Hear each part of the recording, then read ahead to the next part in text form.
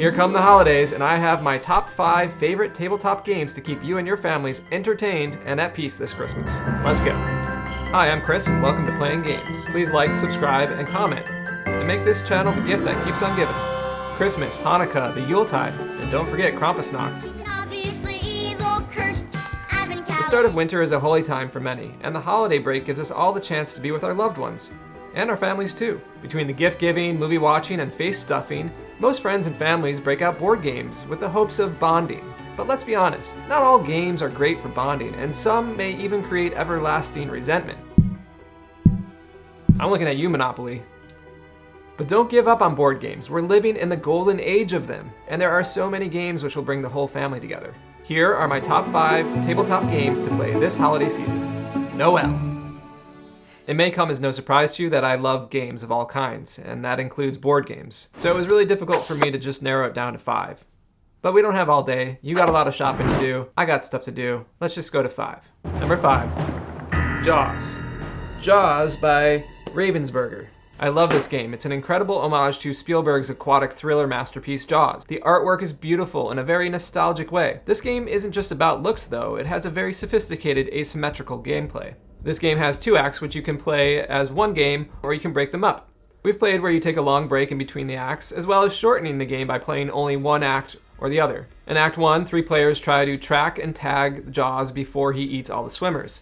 The act ends when the humans have attached 2 barrels on Jaws, or once Jaws has eaten 9 swimmers, whichever happens first. Act 2 is a more intimate final showdown between the 3 humans and the shark. As mentioned, it deploys asymmetrical warfare, as the shark and humans have very different objectives and movements. One of the cons of this game is that it is a little gory in nature, not appropriate for little ones, so play this game with the adults and the snarky teens while the youngsters are in the basement eroding their brains on Roblox rather than 1970s gore.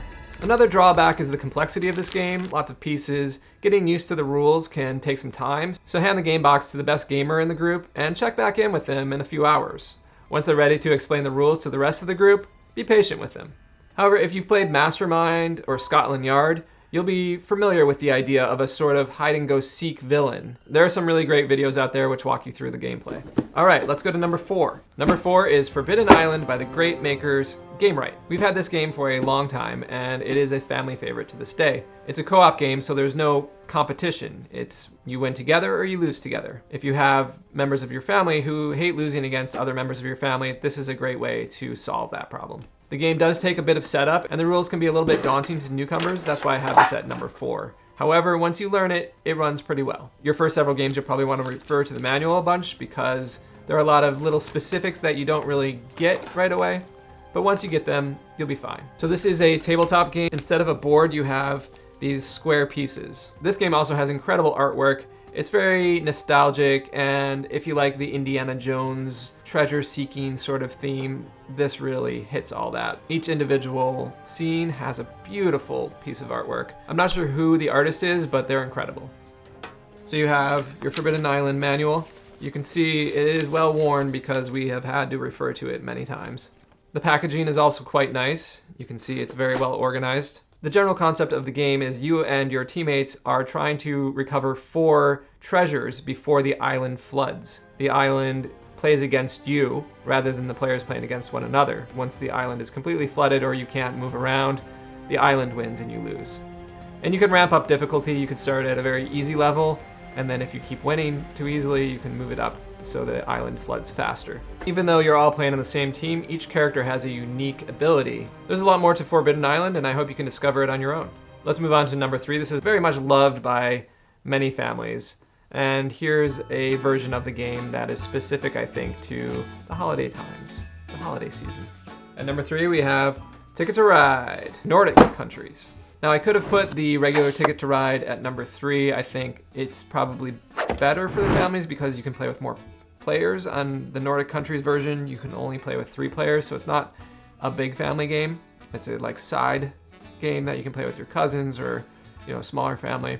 But the artwork really brings the warmth of the holiday season. You can see right on the cover you have this old school train plowing through the snowy tracks of Norway. You have a Santa-like character here with a reindeer. It's great. So I'll just open it up quickly. The regular Ticket to Ride is fantastic. There are not too many twists and turns. That said, there are a few extra bits to the Nordic countries version that are different. They have a pretty big map, and you can see why it's probably best for 3 players. There are not a ton of routes, and there's this one really long one here. Throughout the whole game, there's just lots of great little details. Very winter themed, very Nordic themed. You have slightly different artwork on the cards.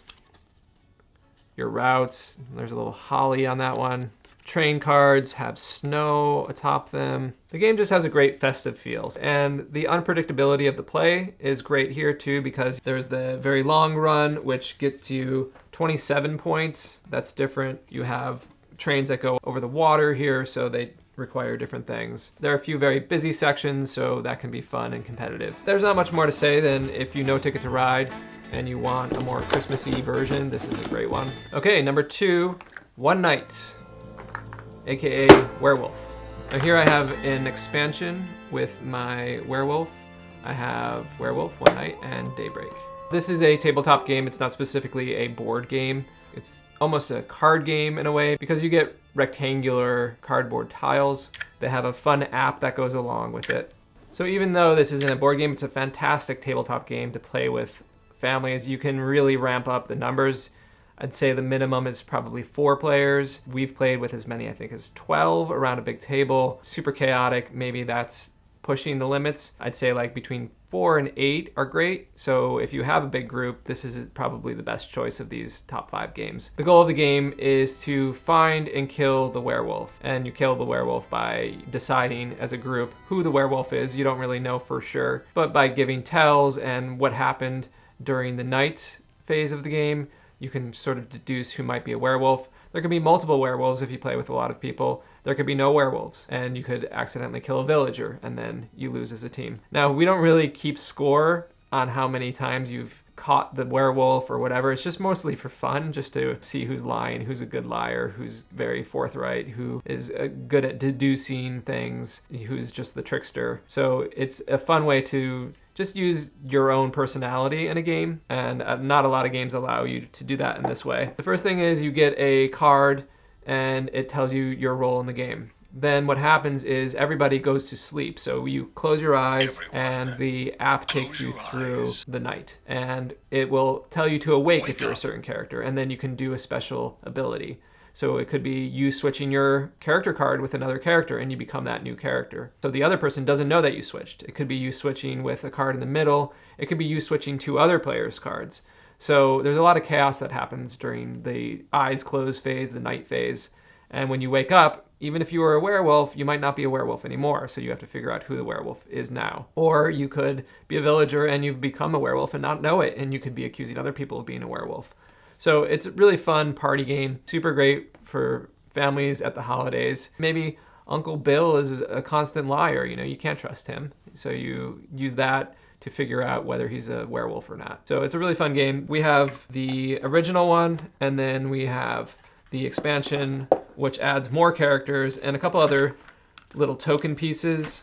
All in all, the original one is very fun, and you'll get hours of enjoyment out of it. You don't need the expansions, but if you really love it and you get kind of bored, there are lots of great expansions. I can't recommend this highly enough. I think Werewolf is one of the best games that we've played as a family. But on to the best game, and it is a deep cut. So when trying to think of the best game for families during the holidays, it had to be something that could check all the boxes. It's good for the youngsters, it's good for the old folks, it's good for the teenagers. It has skill, it has luck, and it has memory, it has a bit of deception. It has so much rolled into one, and it is very rarely on people's top lists, and I think that's a shame. I don't know why it just never caught on, at least in the US, but this is probably our favorite game. It's called Enchanted Forest. Now, it looks kind of silly, I'm not gonna lie, but it is by Ravensburger, who is a German company that makes fantastic games. Some of our most favorite board games are from Ravensburger. I think they really put a lot of thought into their games.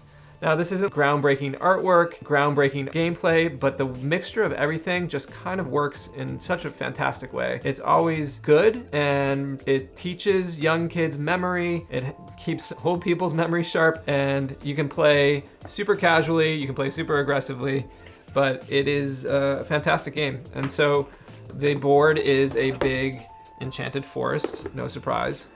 And so you have a little village here, and then you have a castle there. So the castle will have these play cards here, and you flip over one of the cards and it has various fairy tales. This is Puss in Boots, and you have to find the boots. So here are the pieces.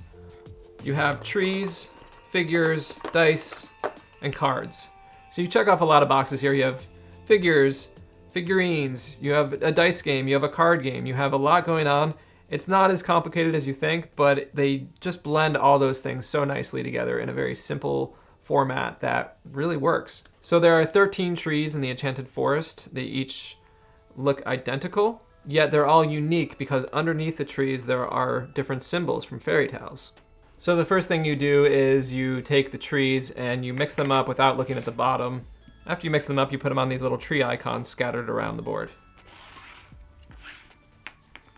You'll notice these blue circles next to the trees, and if your player lands on one of those circles, they can take a tree and just themselves look at the symbol. So at the castle you have a card deck, you flip over the card. Here we have Hansel and Gretel and a little gingerbread piece. So we need to find the tree that has that gingerbread. So you'll move your character throughout the board, looking at tree after tree. Your opponents will be doing the same, looking at trees. And the person who finds the tree that has that symbol can then move their piece up to the castle, to this little key here, and they can say, I know where this is. They take the tree, they look at it themselves, and they say, yep, there it is. I got it. So they earn that card. And the first player, usually to 3 cards, wins the game. So we flip it over, and then it's the crystal slipper from Cinderella.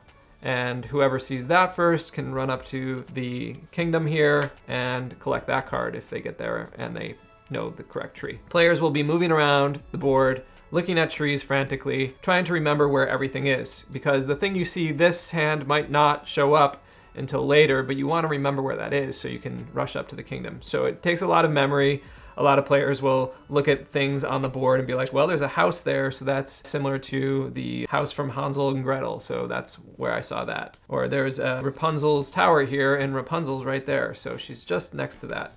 I'll remember it that way. There's also a little bit of mischief you can do in this game. If you land on a player, you can send them back to town. If you roll a double, you can end up on, you can advance to any blue circle or this horseshoe. You can also, when you roll the dice, you don't have to roll and go 9 in one direction because there's a 6 and a 3 there. You can instead choose to go 1, 2, 3, 4, 5, 6, and then 3 the other way, 1, 2, 3. So it's a good way to like track back and find a way to get to things. It helps kids with math, helps adults with the math, and gives you a good sense of your surroundings. It's just a great game. It's fun. There's a bit of learning and reinforcing skills. There's certainly the thrill of victory. It has everything. Super simple. Yeah, sure, it looks like a kid's game, but it is very sophisticated. Enchanted Forest is just one of those diamonds in the rough, and it needs more exposure, I think. It really is one of the all-time great games, in my opinion, and I hope you enjoy it too. So those are my top 5 games to get this holiday season. Also, get yourself a puzzle, like a 1,000-piece puzzle. That's great. Everybody loves that. It's sort of like a game buffet. You don't have to sit down formally and do it. You just pop in, throw a couple pieces down, chit-chat with your friends and family, and you're working together. One of the best things you can probably get is a nice jigsaw puzzle. There's some really fun ones out there too. But whatever you do decide to get, let me know in the comments. I'd love to learn from you what your favorite games are. Merry Christmas, Happy Hanukkah, Krampusnacht to you all, and to all good night. Please subscribe, comment, and like to help this channel grow. Also help support the hard work that goes into these videos by digitally donating to this channel. Thanks for watching and have a great holiday. You are great.